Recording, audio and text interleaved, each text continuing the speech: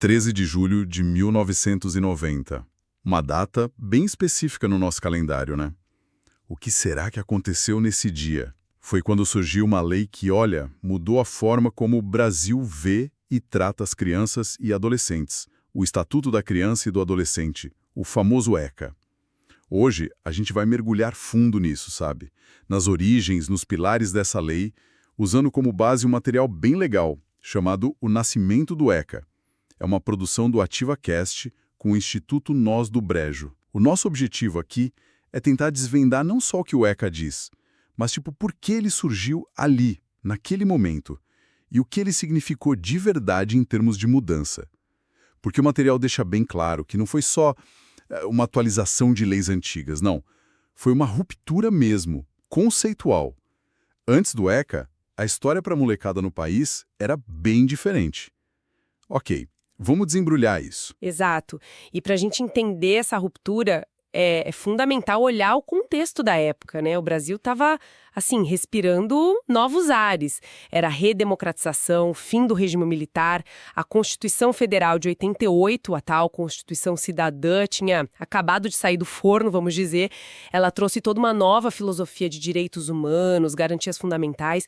Tinha uma mobilização social muito forte, sabe? Por mudanças, por mais cidadania. E nesse caldo todo, a situação da infância e da adolescência era um ponto bem crítico. A lei anterior, o Código de Menores, lá de 79, ainda tinha uma visão muito tutelar, sabe? E muitas vezes estigmatizante. O foco era no menor em situação irregular. Era o abandonado, o infrator, o carente. Era uma lógica que separava, né? Via a criança ou adolescente pobre ou que tinha algum conflito com a lei como um problema. Algo a ser contido, corrigido, muitas vezes em instituições que, na verdade, mais puniam do que protegiam. O material O Nascimento do ECA deve até detalhar como isso criava uma divisão clara. Os filhos da classe média alta tinham direitos. Já os menores, esses tinham um destino incerto, dependendo do estado. Nossa, essa distinção é pesada. Quer dizer, então, que o ECA surge como uma resposta direta a essa visão que separava as pessoas. A fonte que a gente está usando indica que a inspiração veio forte da Constituição de 88, né?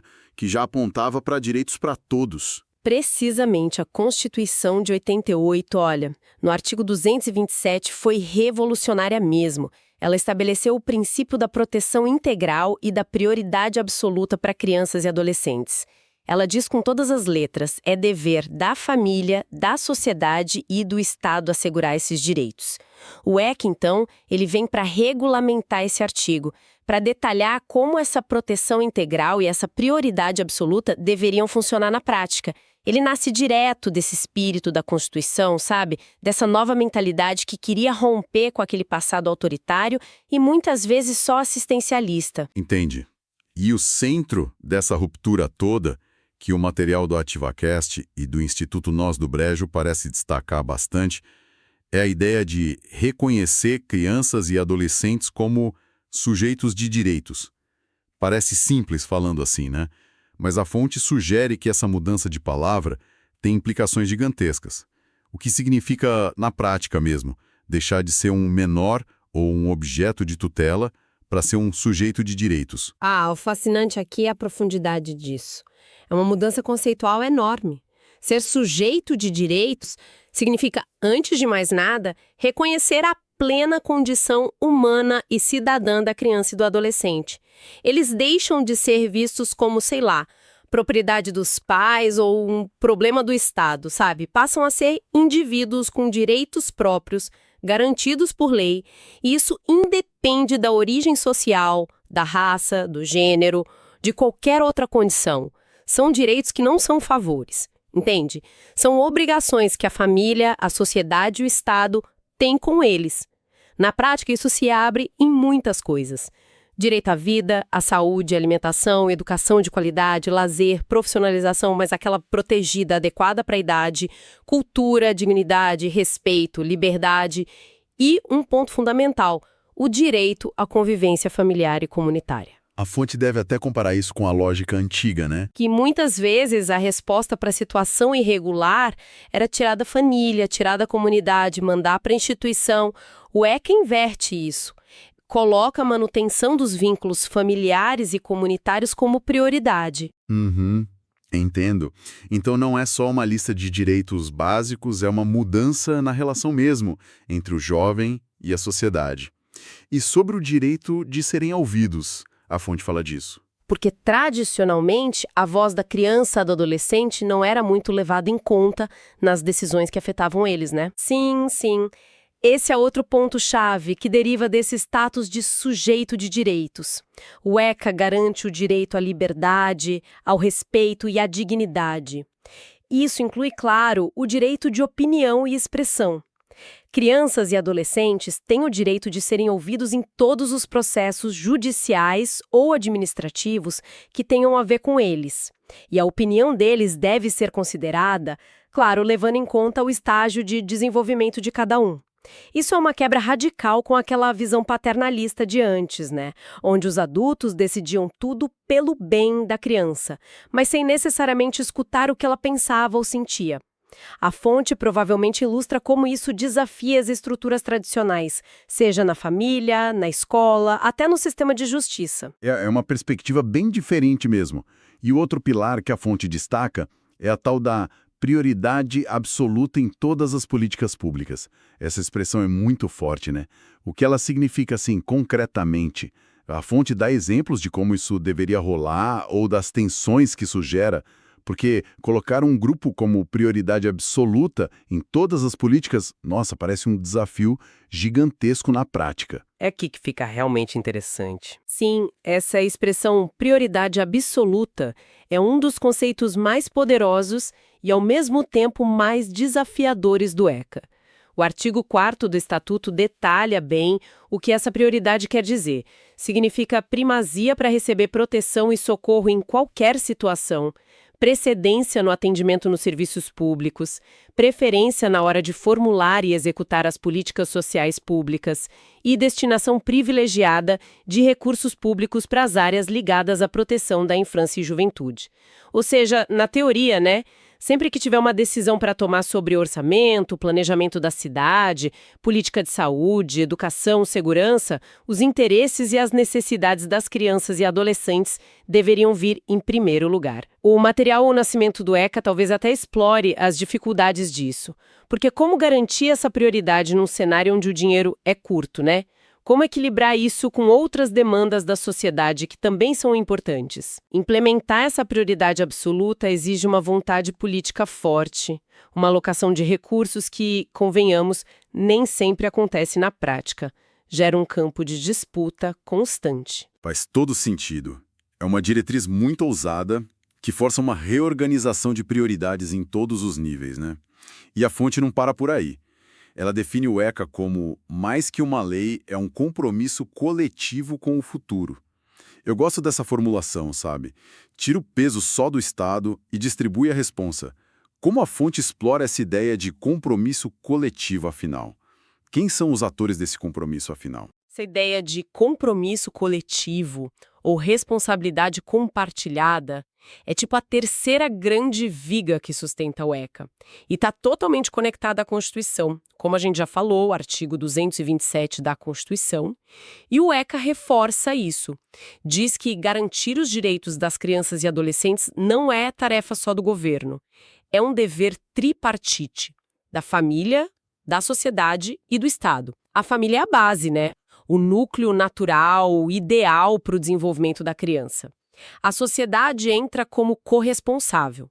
Isso significa que a comunidade local, as ONGs, as empresas, a mídia, cada cidadão, todo mundo tem um papel na proteção e promoção desses direitos, seja denunciando violação, seja criando oportunidades, seja participando de conselho, por exemplo. E o Estado, claro, em todas as esferas, municipal, estadual, federal e em todos os poderes, executivo, legislativo, judiciário, tem o dever de criar e executar as políticas, garantir o dinheiro para isso e fiscalizar se a lei está sendo cumprida. O material do AtivaCash e do Instituto Nós do Brejo deve argumentar que entender o ECA só como uma lei para o governo cumprir é perder a essência dele. Ele é um pacto social. A fonte pode até trazer exemplos de como essa corresponsabilidade funciona ou deveria funcionar, como através dos conselhos tutelares, dos conselhos de direitos da criança e do adolescente, que são espaços de participação, de controle social previstos no próprio estatuto, justamente para tentar fazer essa gestão compartilhada acontecer. Essa ideia de pacto social envolvendo todo mundo é realmente poderosa. Sugere que a eficácia do ECA depende menos de um decreto e mais de uma mudança cultural mesmo, de engajamento das pessoas. Se a gente conectar isso ao panorama geral, como a fonte descreve o impacto dessa visão de responsabilidade compartilhada, comparando com o modelo anterior, que parecia mais focado na intervenção do Estado sobre o tal menor? A diferença é abissal. No modelo anterior do Código de Menores, a lógica era muito mais reativa, sabe? E centralizada no Estado juiz ou no Estado assistencial. Quando uma criança ou adolescente entrava no radar do sistema, geralmente por ser considerado carente ou infrator, a tendência era uma intervenção que muitas vezes afastava ele da comunidade, colocava num circuito institucional. A responsabilidade da sociedade era muito diluída, quase não existia, a não ser talvez pela caridade ou pela denúncia. O ECA, ao propor o compromisso coletivo e a proteção integral, busca exatamente o contrário. Fortalecer os vínculos primários, os vínculos comunitários, a intervenção do Estado deveria ser a última opção, priorizando medidas de apoio à família, à comunidade, para que elas possam cumprir seu papel. A fonte provavelmente enfatiza que essa mudança exige uma sociedade mais atenta, mais participativa, né? Menos disposta a só delegar a questão da infância para o Estado ou a simplesmente estigmatizar famílias que estão em situação vulnerável. É um chamado para construir uma rede de proteção onde todo mundo tem um papel ativo. De verdade. Entendi.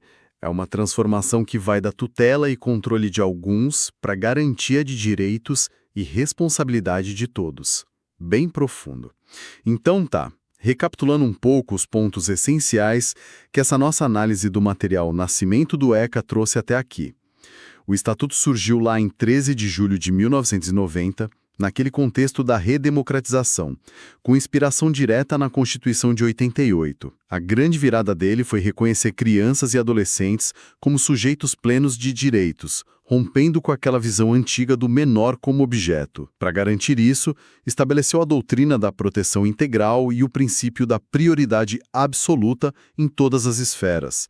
E, fundamentalmente, o ECA se apresenta não só como lei, mas como um compromisso coletivo, um pacto social envolvendo família, sociedade e Estado na construção de um futuro melhor para essa galera. Então, o que tudo isso significa? Olhando para trás e para frente, qual é o saldo dessa mudança toda pela perspectiva que a fonte nos oferece? E o saldo é complexo, né?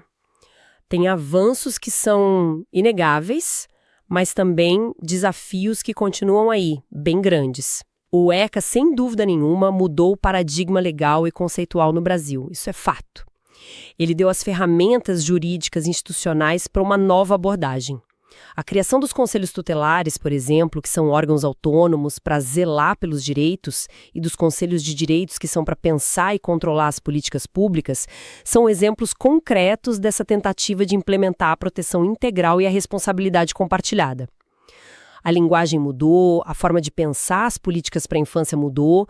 No entanto, a fonte O Nascimento do ECA, ao chamar ele de compromisso com o futuro, nos lembra que a lei ser promulgada foi só o começo da caminhada, né?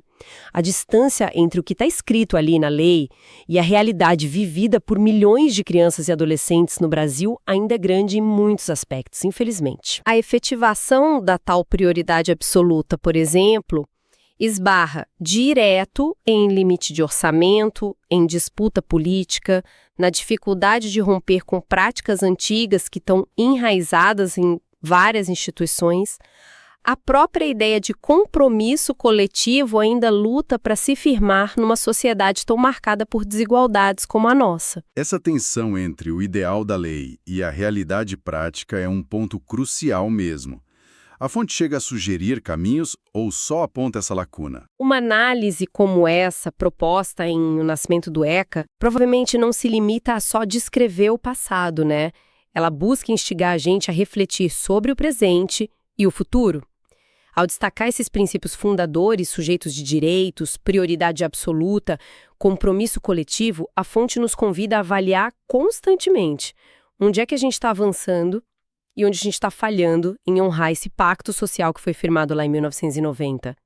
A existência do ECA é, sim, uma conquista civilizatória enorme, mas a aplicação plena dele continua sendo um horizonte a ser perseguido, todo dia.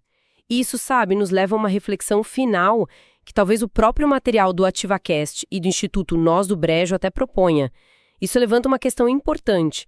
Se o ECA é esse compromisso coletivo com o futuro, firmado há mais de 3 décadas já, como é que a gente pode, enquanto sociedade, medir nosso progresso real, olhando para os desafios de hoje? E são tantos, né? Violência, desigualdade na educação, pobreza, trabalho infantil, dificuldade no acesso à saúde mental. Quais aspectos específicos desse compromisso coletivo e da garantia de prioridade absoluta parecem mais urgentes? Quais precisam de um engajamento renovado da família, da comunidade, das empresas, da mídia e, claro, do Estado? A pergunta não é só retórica, sabe? Ela desafia a gente a pensar em como transformar a letra da lei em vida digna, em vida plena para cada criança e cada adolescente no Brasil, hoje e amanhã.